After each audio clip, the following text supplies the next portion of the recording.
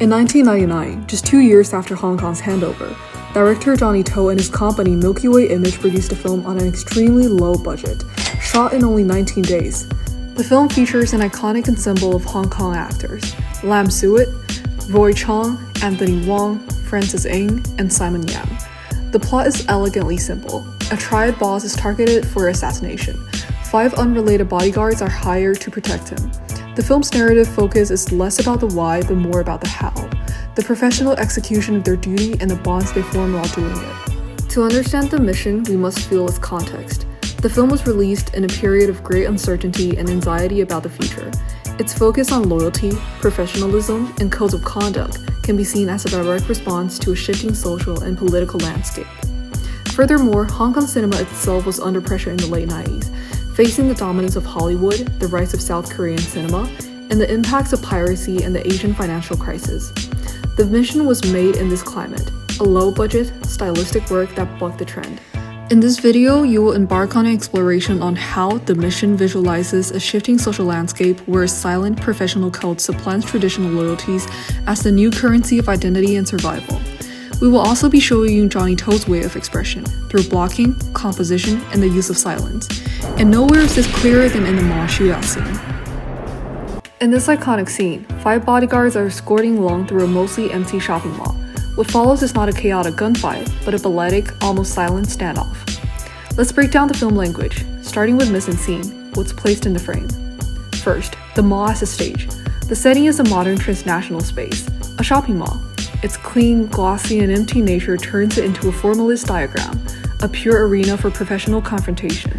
Second, and most critically, the choreography of bodies. The 5 bodyguards' positioning is a form of non-verbal communication, creating a protective geometry around their principal. They use pillars, escalators, and levels not just for cover, but to create intersecting fields of fire.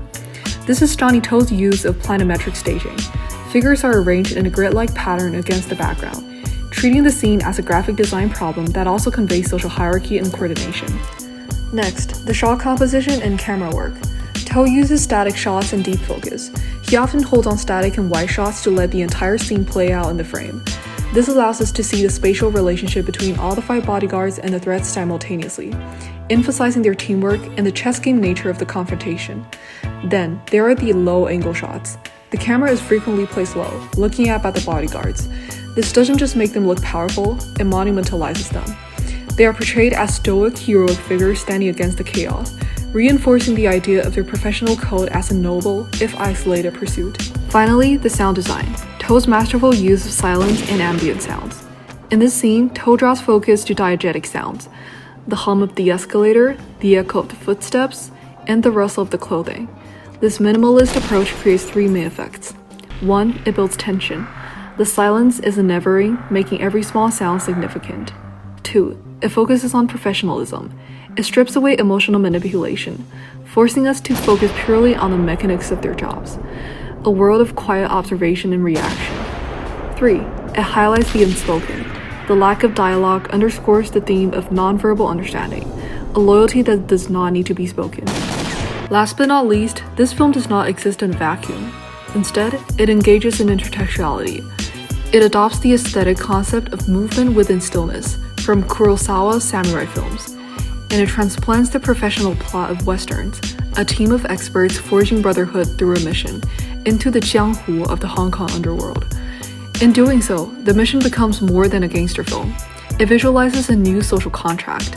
In a world of uncertainty, be it 1999 Hong Kong or a modern gig economy, identity and survival are no longer guaranteed by traditional bonds, but by a silent professional code, executed with geometric precision and unspoken understanding. It's a code written not in words, but a movement in space and in silence.